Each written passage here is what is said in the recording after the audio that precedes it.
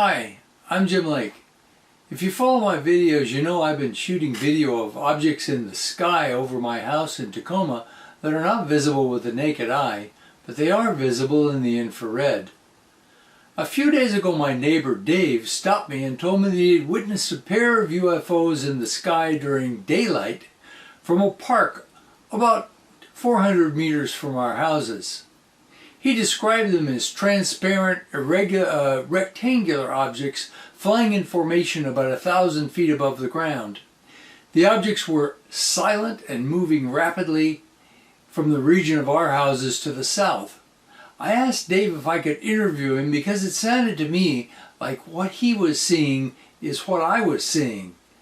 And here's that interview. Okay, I'm sitting on that same park bench that Dave was sitting on the day that he had this sighting. And this is my friend Dave Roberts, and I'm very happy and proud to introduce him here. Hi, Dave. Hi. What do you do for a living? I have some rentals and I play music, and Dave's being modest. He's actually a very well-known local entertainer here. I've watched him. He has a great voice, and he also has a number of recordings. I heard that you have a new one. Yeah, I'm doing a new album, and then good old Joe is in the studio. Will be in tomorrow morning. In your own words, and quickly describe what you saw, and then what I'm going to do is introduce this thing, and we'll try and recreate it. Okay? Okay. Okay. Go So where I was earlier, so I was sitting here, just inhaling, exhaling, relaxing, and so on the park bench, thinking about nothing. And then about, if this is 12 o'clock, about 2 o'clock, I just glanced over a beautiful, beautiful blue day, no clouds, and I saw two objects that were rectangular. They were staggered. I forgot what the term you use. They were horizontal. The way you described it to me, I would have called that an echelon formation. Okay. And they were transparent, clear, almost like you just see through them, except the light would hit a certain way. And they were moving from north to south. By the time I saw them, I would guess it was probably 4 seconds, and just in a line, no sound, nothing, just never seen anything like that before. And they were flying in a formation. Approximately how far apart from each other were they? Oh, if they were, we guesstimate maybe they were 1,000, somewhere to more feet high. How close to one another? Probably, I would guess 100 feet most, maybe closer. Close to one another. Yeah, they were in formation. Uh-huh. Yeah, and like I said. And if they were transparent, how could you see them? I just happened to look at the right place at the right time, I guess, and certain properties came out from the sun reflecting. It was almost like looking through really clear water, but they were rectangular and just in formation.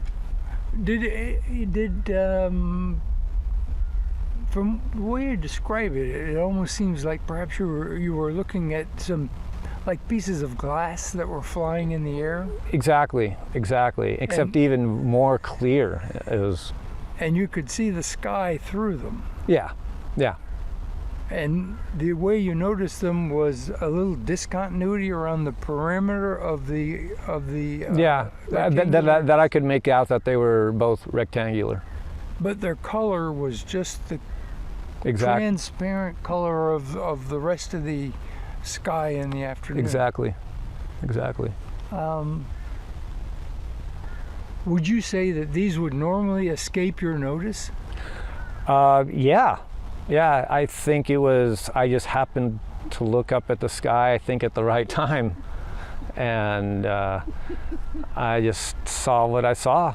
and I never seen anything like that before and or since. Oh, amazing. Well, what I've done based upon Dave's description is I've created a little prop here that I want to use to try to duplicate the effect that he saw. And what we'll do is we'll take the camera and put it behind Dave, kind of looking over his shoulder, and then so that the camera can see approximately what he saw, and then we'll set this little piece of plexiglass that I've got on the end of this rod just so that I can hold it. And when you look at this, you need to imagine that the rod is not there, and that this little square piece of plexiglass is somewhat similar to what Dave saw. It probably would need to be a little longer. It's more a little longer and a little narrower. Yeah, but yeah, that would be it. On my mark, 1, 2, 3, 4. Kind of like that? Kind of like that. Okay. We're not aliens, so we can't do it like they can, but. Yeah, I know. Yeah. The reason I can get the angle so well is because I'm facing this way, and it's at 2 o'clock just running parallel to me, like that. Yeah. It's not going off there or there, it's just from right there in a straight line. Like that. Just doing that. What do you think it is? I would say speculation is allowed. Well, it qualifies for unidentified flying object because I never seen that before. They're flying and they were objects.